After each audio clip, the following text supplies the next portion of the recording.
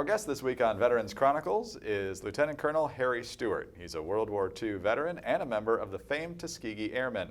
He's also a recipient of the Distinguished Flying Cross, and after the war even earned Top Gun honors. And Colonel Stewart, a great pleasure to have you with us. Thank you. Pleasure meeting you, Greg. Where were you born and raised, sir? I was born in Newport News, Virginia on July 4th, 1924.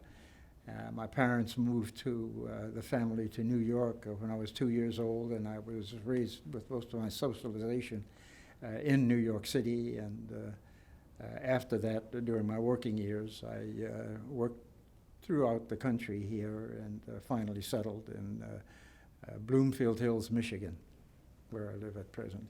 Fantastic. Now, did you have an interest in flying as a young boy? Oh, very, very much so. You know, during the 1930s, that were real years for the beginning of aviation as we know it today.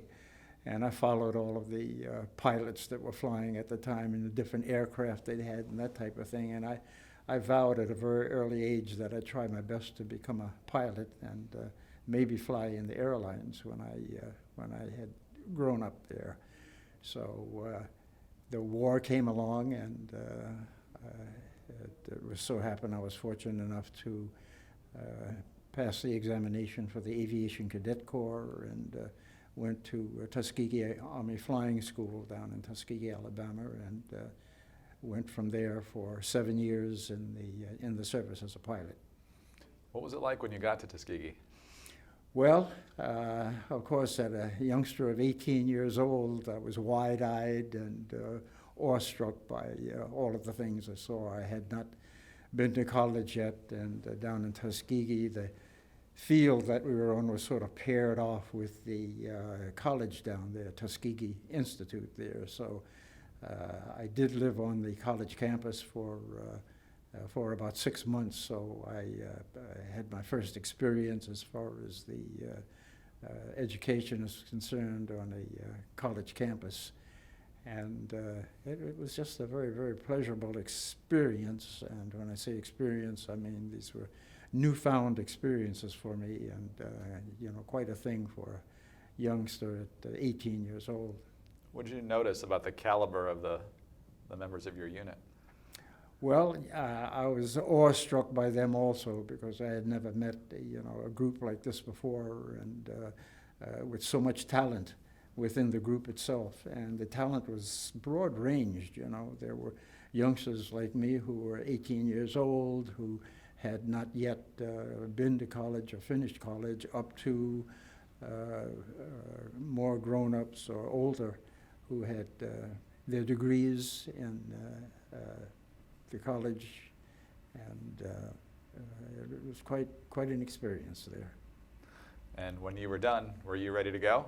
I was ready to go, looking forward to it, and I was sent from Tuskegee to Walterboro, South Carolina for some more training in fighter aircraft, and then eventually, and that was in November of 1944, was sent over to Italy to join the Red Tails, the 332nd Fighter Group, and from there I flew 43 combat missions and then back home.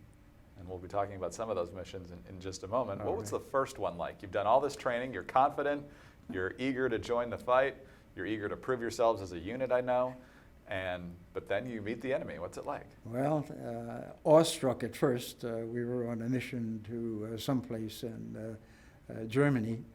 I don't remember the exact target at the time, that we were to escort a group of bombers over to the target and back.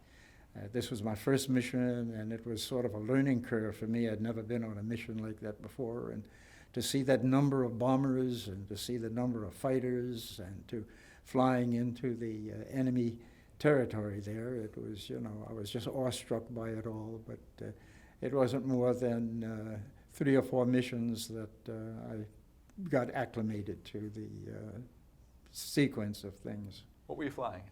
I was flying P-51s at the time there. I started out flying the earlier model P-51B, and then I got the P-51C, and then eventually one of the P-51Ds, the latest model. That's the one with the bubble canopy. B-51, I'm pretty sure, is the favorite fighter plane of the bomber crews as well. Yes. They must have been very appreciative of the help, because I know earlier in the war they didn't have the escorts. Exactly, exactly. And this way we could, escort them for long distances. And, I can remember the longest range distance that the 332nd went on. I wasn't on that particular mission itself, but it was from Foggia, Italy to Berlin, and that was a 1,600-mile round trip, and that was quite a distance. It was about a 6.5-hour round trip for the guys in the fighter planes, and much more than that for the guys who were in the bomber aircraft. Now, with the bomber crews, were they friendly towards you, or was there still a little bit of standoff separation? I think they were friendly and appreciative. I'm not too sure that all of them knew exactly who we were at the time there. All they knew was that these were friendly fighters that were helping them out. But as far as being an all African-American fighter group there, I don't think that all of them really knew that that's who was escorting them at the time. How would you describe the caliber of the Germans in terms of in the air or anti-aircraft fire from the ground? Were they fierce at that point, or pretty well beat down? In the air, when I got over there, they were pretty well beat down, I think, and they had lost quite a few pilots at the time there, even though there were some with formidable experiences that could do a lot of damage to the efforts that we were putting up there. But I think it was during the earlier part of the war, and that the groups met the earlier pilots who lived through much more experience, and the attrition actually had taken most of their experienced pilots. The ground fire was still very, very accurate, and that was intense going over the targets there. And of course, that was the biggest danger to the bomber aircraft, was the anti-aircraft fire. The fighter pilots, we did not experience the anti-aircraft fire as much, because when they went in on the target, we pulled off to the side to let the bombers go into the target there, and we picked them up after they came off of the target to escort them back home again. You mentioned that you flew 43 missions. Yes. As part of the Red Tails in World War II, and 3 different times you shot down the enemy. So let's take those one at a time. What happened on the first engagement? Well, they were all on one engagement there, and what had happened is I shot down 2 aircraft. They were FW-190, Focke-Wulf 190, and a third one I was given credit for, and he was on my tail, and he had me in his sights there. But what had happened there is, I believe he over-controlled, and he crashed into the ground, and I was given credit for that as 3 aircraft. And well, that was different. I mean, what was your reaction when this happened? Was it, oh my goodness, this is happening, and I have to rely on my instincts here? What's going through your mind? Here again, rely on the past training I had and my instincts there. And of course, I sort of surprised the 2 that I shot down there, but then I saw these tracers come around me, and it was the one that crashed into the ground, and I thought sure I was going to get knocked down and hit by that one that was behind me, but fortunately he either over-controlled or has some type of a problem, but he went into the ground, and I was home free at that time. And so, you mentioned using your instincts. In a situation like that, as an expert pilot, obviously as a Top Gun pilot, you're better than most. Do you have a sense in your mind of what maneuvers work best for you, or is it all about reading your opponent? Well, it's all about reading the opponent and taking what advantages that you may have at the time there. There's an advantage in the airspeed, or can be an advantage in the airspeed, can be an advantage in the altitude, and of course an advantage in surprise. And I think that the advantage that I had at the time was surprise more than anything else.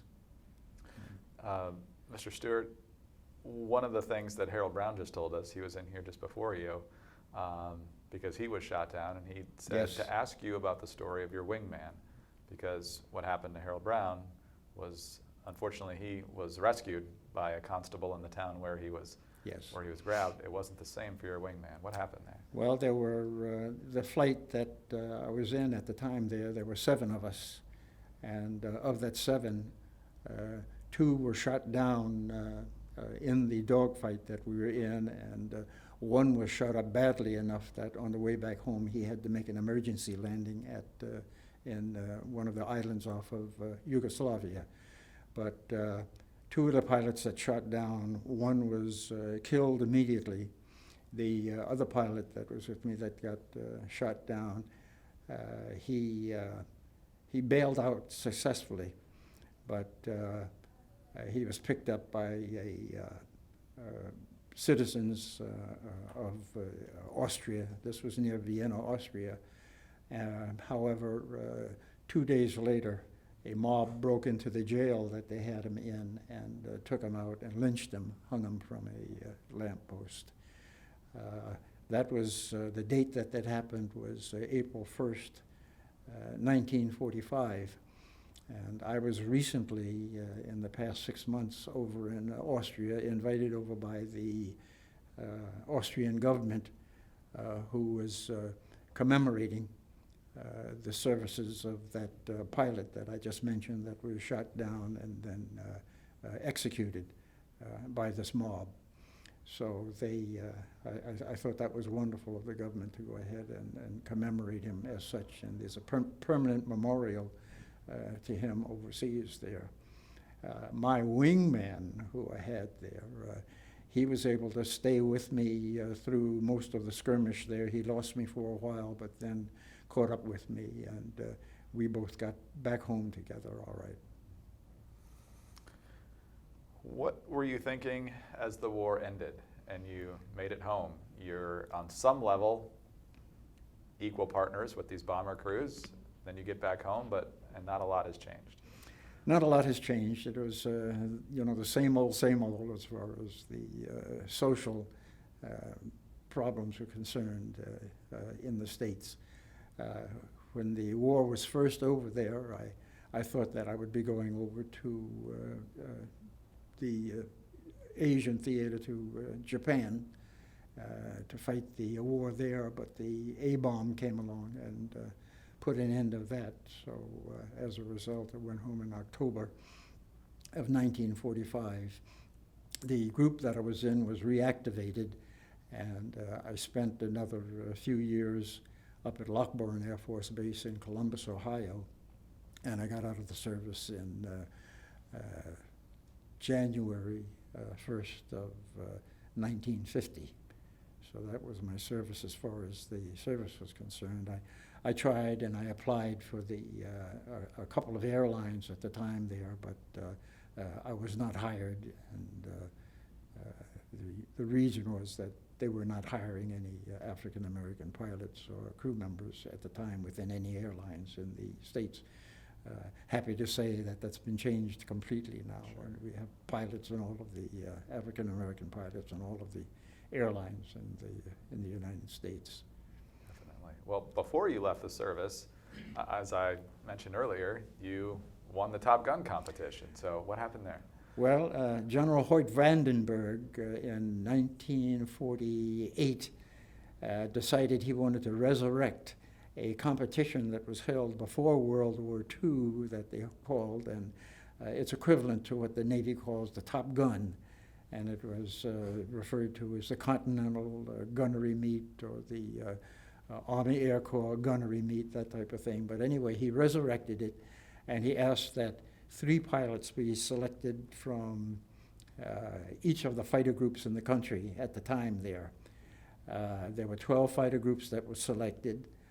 7 of these groups, or 7 of these groups were jet groups, and 5 of them were regular Piston fighter plane groups.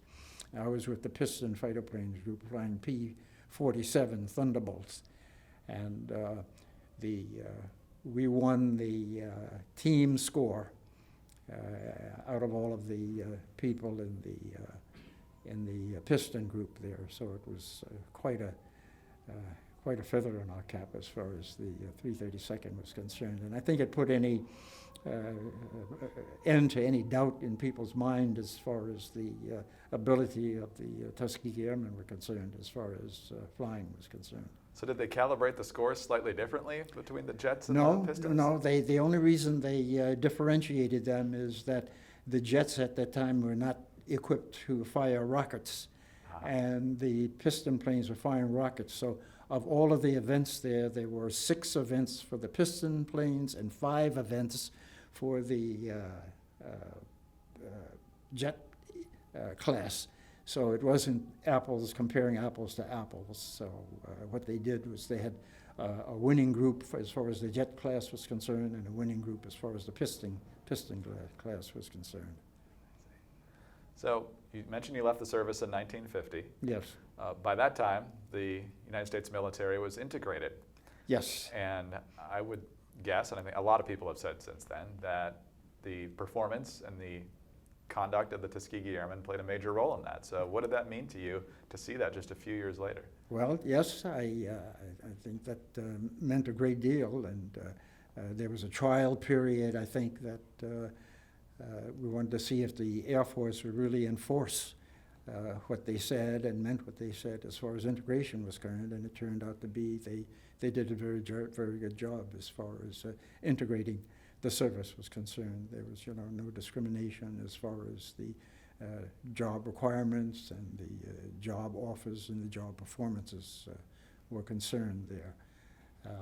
Unfortunately, or fortunately, I don't know which the case may be, but I had gotten out of the service then, and the reason being is that they had what they call a RIF, a reduction in force, and they decided that they would eliminate 25,000 officers from the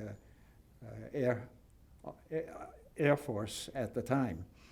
I tried to find out, why they picked me and how some of these 25,000 were picked. And of course, like me, who was just a recent high school graduate, had no college training whatsoever, but there were others who were in the service there who did have college training and college degrees. And I think on the performance or an evaluation of the credentials of the individuals, I think they took those that were limited as far as the education was concerned and put them in the lower category group for discharge. Not that they didn't appreciate those guys and those youngsters who came in there without the college degrees there, but it was a budgetary type of thing at the time, and they had to eliminate 25,000 pilots at the time. That's interesting, given the performance you'd already displayed, and Right. also the fact it happened in 1950. 1950, yes. Right when we're going to war. And it was just before the Korean War. That's right. Interesting Yes. timing. I realized when I got out of the service that I was limited to a certain extent as far as my future jobs were concerned by the education that I had and the qualifying education that I had there. So I decided that I would go back to school. So I did go back to school, and I eventually went to New York University College of Engineering, and eventually got my Bachelor of Science degree in mechanical engineering. And once I did that, I really liked the vocation of engineering there, and I decided that I would not reapply to go back into the service. I stayed in the civilian group, and I rose up the ladder there and ended up as vice president of a oil and gas consortium in Detroit, Michigan. Fantastic. A couple of questions before we let you go. Where do you see, we talked about the role of the Tuskegee Airmen in desegregating the military, but obviously there's been other major milestones in civil rights since then, 1964 and 1965 and so forth, and obviously even more so after that. Yes.